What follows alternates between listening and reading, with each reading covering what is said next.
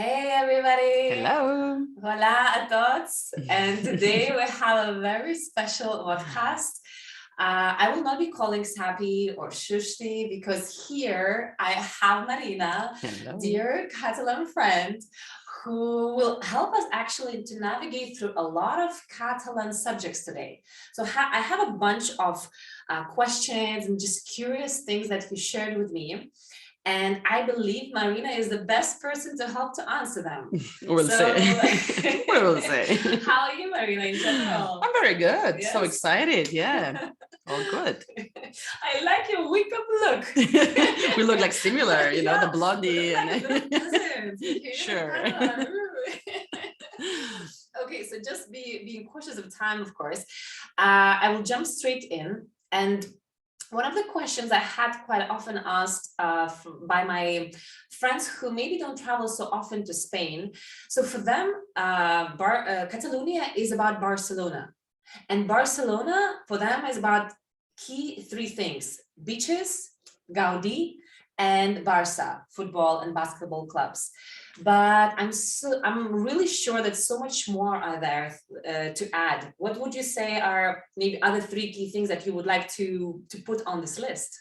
Okay, first of all, yeah, Catalonia, it's a country which is very variety of landscapes. Like we have mountains, which are like 3,000-meter mountains, and where we can ski actually. I was just skiing. Yeah, cool.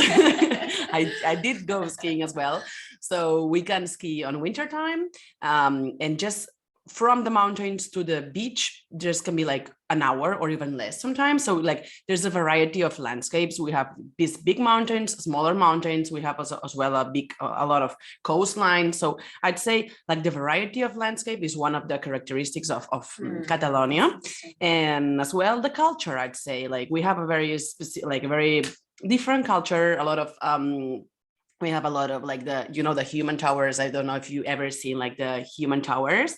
That's a very like it's very characteristic of us, like the culture, I would say, and people and yeah.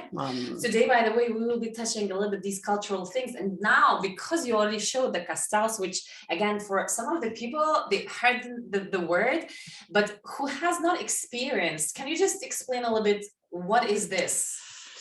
Okay, this is called human towers in English. And it's real humans, by the way, in the real places. True. Real people standing here. This is just a true. Actually, we went there, like yes. Yeah, we went there to see that.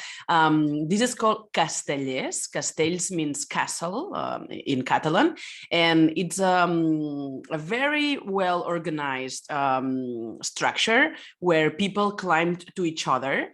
And it can be like, this one is just one on the top of the other one. It can be like two people facing each other, like two people like that, and two people in each flat. It can be like 3, 4, it depends. And the maximum height they've done, it's 10 people, 10 people. So from the floor, 10 levels of people. That's crazy. That's crazy. However, this is like, this is the floor base. The base is very important. And these 10 levels of people have like three different bases in order to make it more stable. That's right. Okay. So the topest they've done, it's like this, the 10 floors, and it's very impressive, and it's a very Catalan thing, and very wow. It's true. I really liked, like first time I saw, I was so impressed by how beautiful they like work with each other together. And actually it's actually usually community people, isn't it? Like they just join and they practice throughout the year with each other,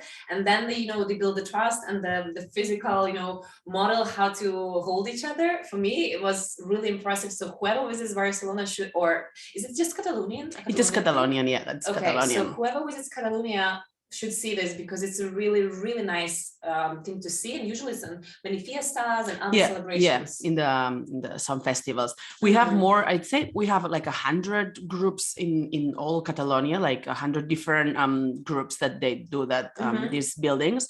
these structures. And the important thing, like everyone is welcome there. So if you are thin and very, I don't know, very like you can go on the top, but if you are maybe taller, you are great to be some people who are, you know, supporting. So everybody, like depending on how you are and how is your, I mean, your body structure, you can fit in one of the other places. So like I like this, that everybody is welcome and really nice. Everybody does an important task here. So yes, and actually now, like listening about this, the warmth of the community, another question pops to my head, and don't think I'm thinking like that. Okay. But a lot of foreigners with whom I spoke, they often perceive Catalans as rather unfriendly, cold, and quite stingy.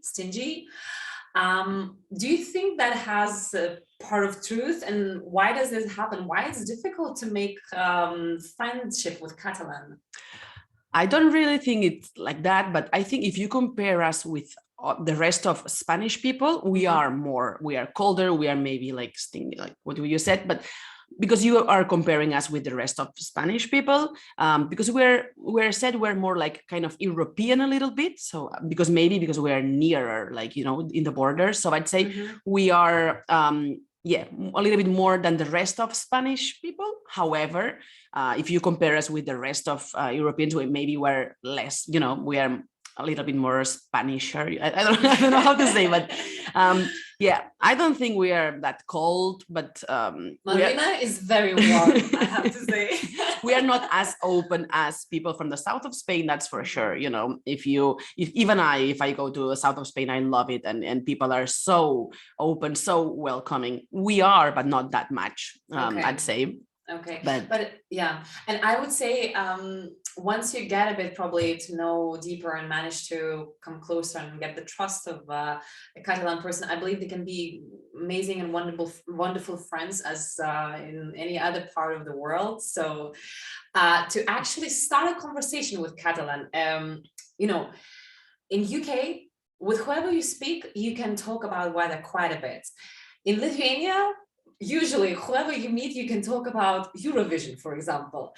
Is there any topic or topics that would surely interest a Catalan person, so you can actually get, you know, to talk about it a bit? Yeah, I'd say it's curious how we talk pretty normal about shit. Like, yeah, it sounds strange, but actually, if you think about, I don't know if you know, like in the Christmas time, we do this pasebra, you know, like these figures of Jesus. We do like Jesus, the Maria, Joseph, you know, like all the structure, all the religious representation. And there we put Caganer. You know, Caganer is this shit. This is the one I have a prepared because it's almost on my desktop. So actually we hit it there, so it's not very like in the middle of the pasebra. It's like hit it somewhere, and you have to look carefully and try to find it when you go to someone's houses. So I guess, I don't know if because of that or because of what, but we are not that we don't care that much talking about shit. And actually, when I went this summer, I went to Uganda with 15 people from Catalonia, and it was so funny because, like, I mean, when you travel around and your digestive goes different, and you can have troubles going to the toilet. Constipation. Yeah, whatever. So we talk about that, and we actually, you know, found a scale. There's a scale of telling how was your sheet. So like we said, oh, today I have a 3. Yesterday I had that. So it's not a trouble for us. It's not something that makes us uncomfortable. But is it something that I go to work? I cannot imagine. I go to office and I say, hey, did you poop today? How was it? How was the morning? I wouldn't say at the office, of course not. But with your friends, with people who are with your friends, you can do that. And even with strangers, you know, this summer I went with strangers, like actually, of course, we got into each other and we became friends, but we were completely strangers at the beginning. And after a couple of days, we started talking about shit. So yeah, I'd say it's something that can be a characteristic of Catalans. Maybe the others are gonna say like, oh, that's great. But that's a very interesting thing too. So basically, guys, if you meet a Catalan person and you want to make a connection, maybe just ask him or her, hey, what's this Catalan's obsession about poop? And I believe it's gonna spark something really interesting. I hope. That's interesting. Yeah. Is there, by the way, any topic that is better not to touch talking with a Catalan person? Something sensitive or something that it might lead to frustration or not great emotions? Not really. I'd say money in general. People don't like to say how much money they earn. Like I think everybody, or when you go to everybody, when they'll buy something expensive, say, "Oh, it was sales," and no one is gonna say, "I've spent 500 euros on that." Like they'll say, "Oh, that wasn't a sale." So you don't say how much money you earn. You don't say how much. Talking about money, even with friends, I'd say I don't know how much my friends earn, or it's a kind of everybody keeps it to themselves. Yeah. Okay, yeah. That makes sense. And actually, now that we touched quite a bit the poop subject, subject in a bit more open manner. One more question that I had, because when this Christmas I spent in Catalonia, and I did all the traditional things like beating the Caga Tio and asking for the gifts. And when I was telling about this to my friends from other countries, they were quite amazed and shocked, and really a lot of, kind of emotions. For people who might not know what is Caga Tio, so in short, it looks like that. And basically, it's a wooden fat branch, I would say, where they paint the face, and they give him some food like I don't know, milk, cookies, other kind of snacks throughout the days leading to 24th. I believe it was 24th. On 24th, then people, many children as well, they go with the sticks, they beat the Caga Tio. It's called Caga Tio, this guy, and even like I was learning some song. Caga Tio, Tio de Nadal, very good. Something like that. You're so Catalan right now. Cool. So we were beating him, and usually there was a blanket covered on the back of him. And when you open the blanket, voila, there are gifts that he pooped to people. Do you know a bit more, like how long is this tradition or anything? Okay, he poops and poops until. Did you check the last time? I mean, so he poops presents, and then do you know what's the last thing he poops? No. He do? Okay. So when he poops an onion, it means he stopped. It's the last thing. So we should have beaten even more. Yeah, you have to keep putting him. The last thing when you see the onion is like, oh, not enough. And actually we feed him. Did you feed the Tio during the previous days? Yeah, okay, you have to feed him, otherwise he doesn't eat. Okay. What else would be pooping then? Right, that's right. Okay. Yeah, and we have a lot of traditions here. I'd say St. George is the patron of Catalonia. So we that day, the 23rd of April, we celebrated. It's the national day, and we actually tradition says that women give books to their husbands, and guys give roses to the girls. However, nowadays it's changing, and everybody, they give everything to everybody. Gender equality. That's sure, yeah, it has to be like that. So now it's changing, and you can do it not to your husband and to your wife. It can be like, you give it to your sisters, to your friends. But yeah, that's a very traditional. And I'd say as well a lot of cultural things. I don't know if you ever heard about Correfocs. Corra means running. The devils, no? Running around a fire. So it's pretty like in all the festivals we have kind of these traditions. The fire, we love a lot fire, and we do a lot of festivals with fire. We have a lot of figures that take fire from their, like the giants or dragons made up with this cartoon, or no, with this paper. Because would you say even like dragon actually is a very important symbol for Catalonia? Yeah. It's in the main legend of St. George. St. George, yeah. So maybe that also could be the reason. Yeah. So we have a lot of cultural things, and yet a lot of special days, like the Eastern, in Eastern time, we make these cakes. The godfather and the godmother of each kid gives them a cake with an egg like on the top as well. And we also celebrate the 28th of December is the San Innocents Day. Same as how do you know how they call it in America? They have this day when they'll say a lot of jokes and I have no idea. Okay. April's Fool Day? Yes, I think so. Yeah. Ah. So we celebrated the 28th of December. Oh my and God, nobody told me any jokes. No. No jokes, Actually, no even on TV, they'll say some jokes. Even on TV, you Ah. cannot trust anybody that day. Oh my Everybody God. says, "Oh, I'm pregnant," or That's a bad joke. yeah. You have to be careful with which jokes you are doing. But and actually, yeah. So it's a lot of traditions that day. They say a lot of things like that, and they usually put at the beginning. They used to put this on the this is called lufa. Lufa. This is. They used to put it they stick it on someone's on the back to say like you are you've been fooled or you're something. yeah I'd say that Super yeah cool. yeah Maybe I'm just thinking why nobody fooled me. Maybe because I was on holiday and you don't go to office, so you don't really I think you trust it. You didn't realize that they fooled you actually. But eventually they tell at the end of the day no, that it was a joke. Actually, I have troubles understanding sometimes if it's a fool or not. Like I believe everything they tell me, so it's like come on. Sometimes it's like oh no, it's it's 28th of December, so I have to be careful of that day. Wow, Yeah, okay. it's cool. This is funny. Mm-hmm. Another thing that I wanted to ask you because I am a very big fan of basketball and I go to quite a lot of Barca games. Wishes to all the Lithuanians who are in the team and also of course the Barca team.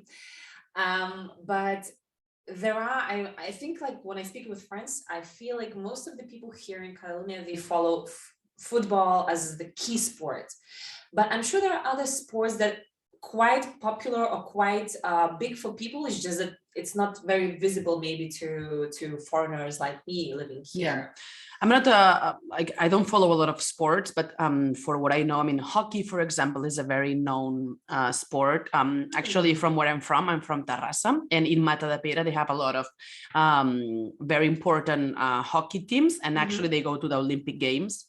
Wow. So we have the herb, I don't know if you call it herb hockey, like they played on a herb. The grass one. Yeah, the grass one. And as well in Igualada, it's a very known for ice hockey. So they do it with rolling hockey. They have different kinds of hockey. So they have rolling hockey, I think. So that's important hockey. And as well, mountaineering. I'm very supportive of mountaineering, and everybody, they might know Kilian Jornet and her and his wife as well, and they are very known for doing these long marathons in the mountains and yeah, the trials. And so he's very known. Pau Casals as well, a big violin player. Okay, so now we're moving to all the big, in general, big known personalities, right, of Catalonia, because sorry. I think no worries. I know that I was like,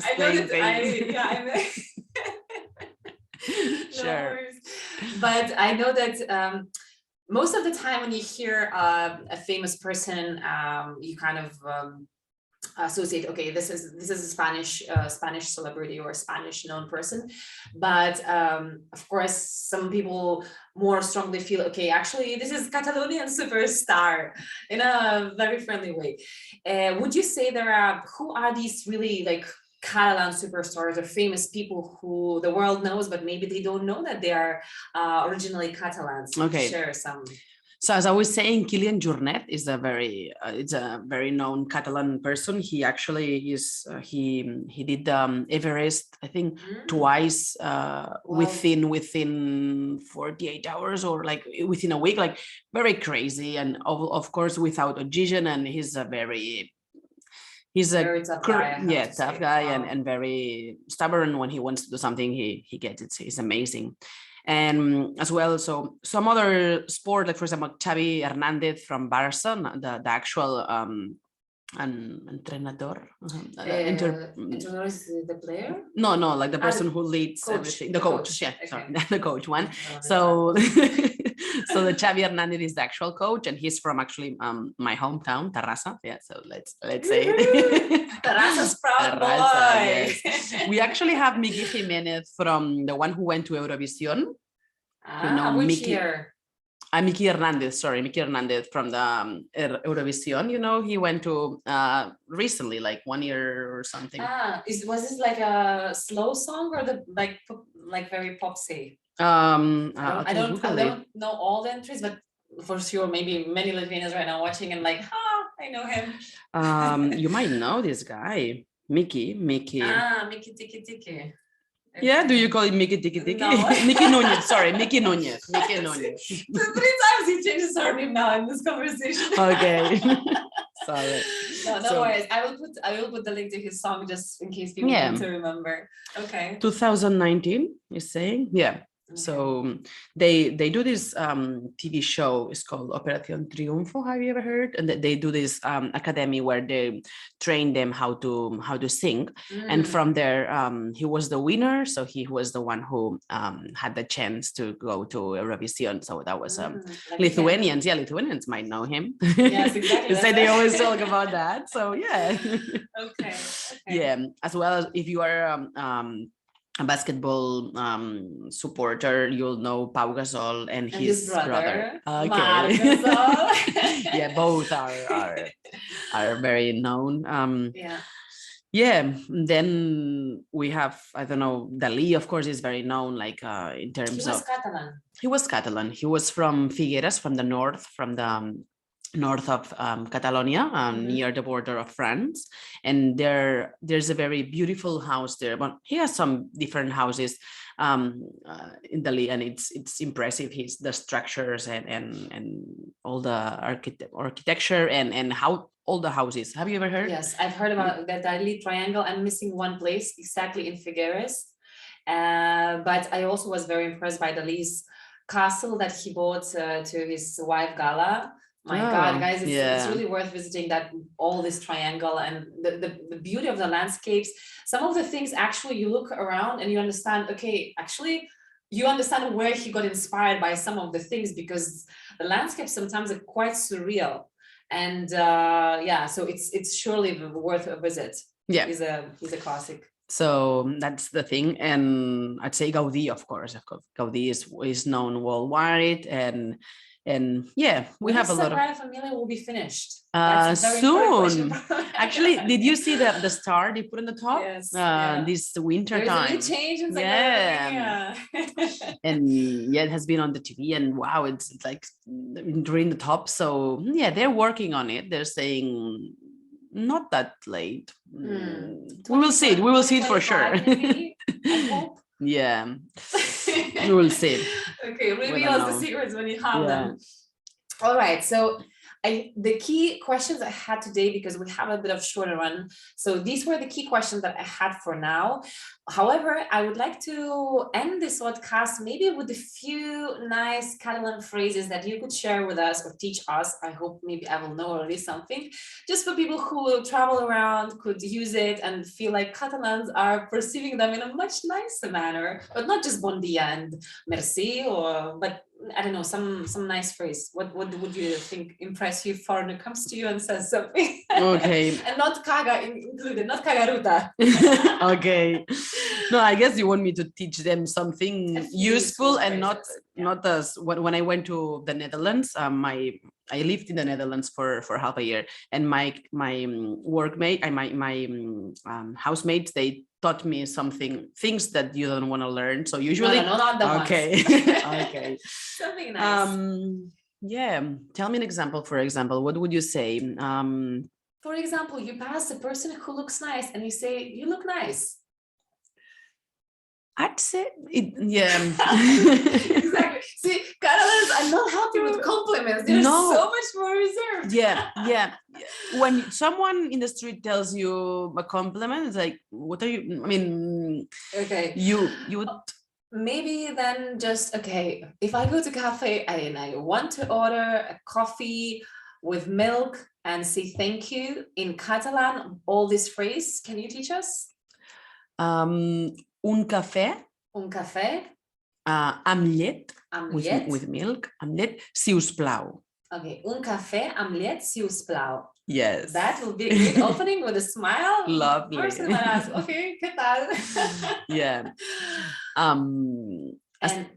No, as well, when you walk in the mountains, people say hi to each other. So you can say bon dia and bonas. Bonas is like a lot of, it's a very friendly way of saying hi. Bonas. Bonas. And how, when you probably already finished talking with a person or just want to leave and say, wish you a good day? Que tinguis un bon dia. Que tinguis un bon dia. Yeah, that's nice. Phrase. Yeah, that's a nice one. Yeah. No compliments, guys. Just wish the good days. Ask for what you need and go. Yeah, it depends. But usually, if you say just you are very beautiful to someone, they'll be like, they'll doubt, and yeah, it's better start a conversation at the end. Modest. Yeah. Start slow, and then you will build up on top of that. Okay, Marina, super nice to have you here today, and I hope you guys enjoy our small conversation about all things Catalan, and let us know if you have any questions in the comments below, or just send me a message and we will clarify those. And come to Catalonia to learn Catalan and to learn all these interesting things we have here. We will welcome you. We'll try to welcome you. Of course we will. Okay, take care. Buen dia. Gracias. Ciao, ciao.